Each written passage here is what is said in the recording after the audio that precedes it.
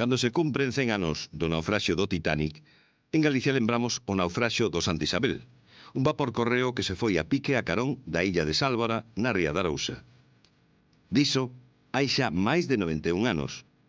Pero un escritor galego, Xosé María Fernández Pazos, recuperou a memoria desta traxedia tan vencellada a illa de Sálvora e os concellos da ría Arousa. Porque, tras a morte de 213 persoas, delas 60 nenos, está unha historia tráxica. Pero tamén naceu a fazaña das heroínas da illa de Sálvora, mulleres que salvaron preto de 20 persoas, un terzo dos sobreviventes que volveron a nacer nese mes de xaneiro de 1921. Tratamos con elo de recuperar a memoria dun dos naufraxios máis importantes da historia de Galicia, sin duda alguna, ademais, o número 1 en número de víctimas civís, porque hubo un outro de tipo militar anterior con máis víctimas. E o seu nome de Titanic galego púxollo a prensa desa época porque lembraba o acontecido 10 anos antes, precisamente co barco inglés do que se van a cumplir agora os 100 anos. Este é un naufraxio no que morreron 213 persoas, das cales 60 eran nenos. Era un barco que se dedicaba a recoller emigrantes polas costas do Cantábrico e do Atlántico e leválos a Cádiz, onde embarcarían a outro transatlántico que viña de Barcelona e que levaba ao número de emigrantes pois a Montevideo e a Buenos Aires. O barco xa procedía de Bilbao, Pasajes Bilbao, Santander, Xixón a Coruña. Efectivamente era a primeira parada que se realizaba en Galicia. Isto fixo que a maioría das víctimas do naufraxio pois eran de Castela, de Bilbao,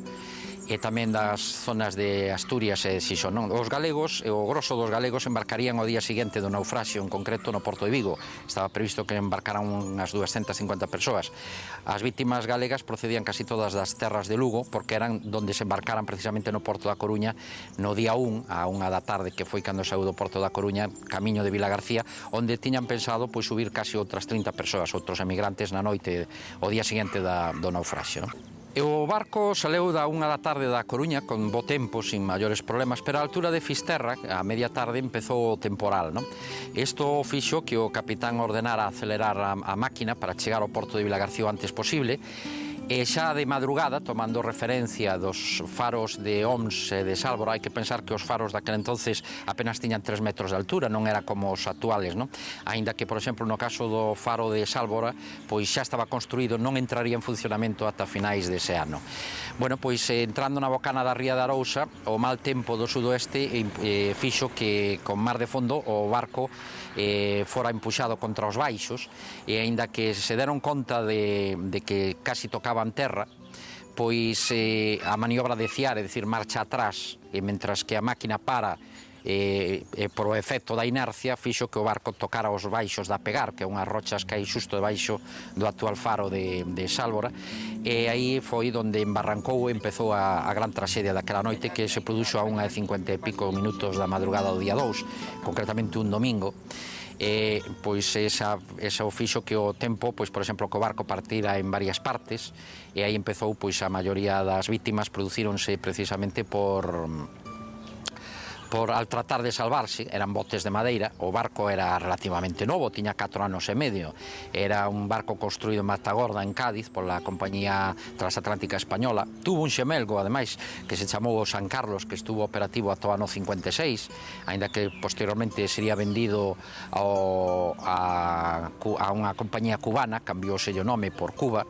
pero quero dicir que ese barco estaba dotado cas mellores tecnoloxías da época, tiña uns 90 metros de eslora e 12 de manga, tiña botes salvavidas para toda a pasaxe que iba, as 500 persoas que podían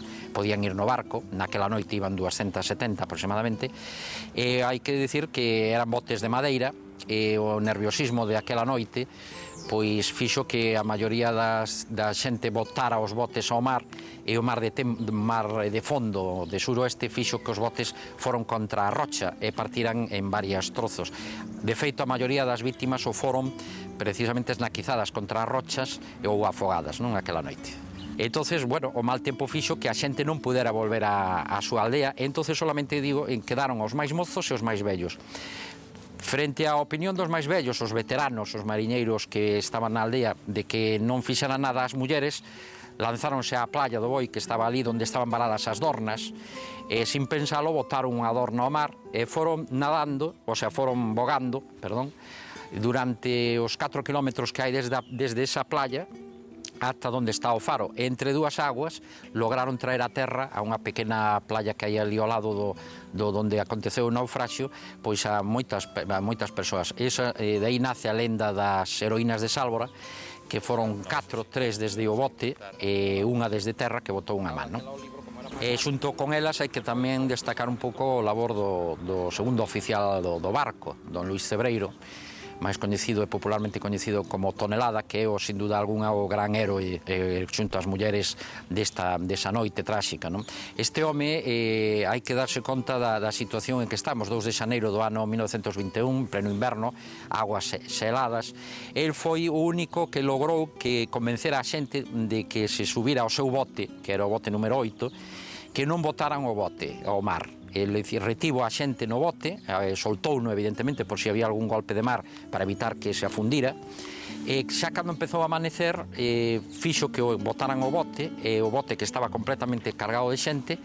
pois logrou salvar a moitísima xente nese bote. El, curiosamente, non quiso subir a ese bote, a pesar de que a xente lle dixo que o fixera, pero dicía que el, dado o seu volumen, que pesaba 100 e pico de kilos, era un home de 2 metros e pico, negouse en concreto a subir e estuvo nadando bastante tempo ata que chegou a terra. Hai que darse conta da resistencia física deste home, que ademais hai que salientar que é o oficial da Mariña Mercante Española máis condecorado do primeiro tercio do século XX, pertenece a unha das familias máis emblemáticas de Ferrol, vinculadas ao mundo do mar. Despois foi axudante de Mariña en Santa Marta de Ortigueira, tamén no foi en Viveiro, onde ten unha das súas avenidas dedicadas a él, e ali desenvolveu un gran labor social e un gran labor de apoio aos mariñeiros e aos fillos dos mariñeiros, entre outras cousas, non?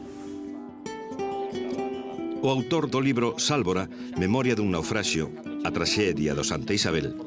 traballou cunhas 50 fontes informativas, recompilando fotos inéditas, planos e documentos en 5 anos de investigación.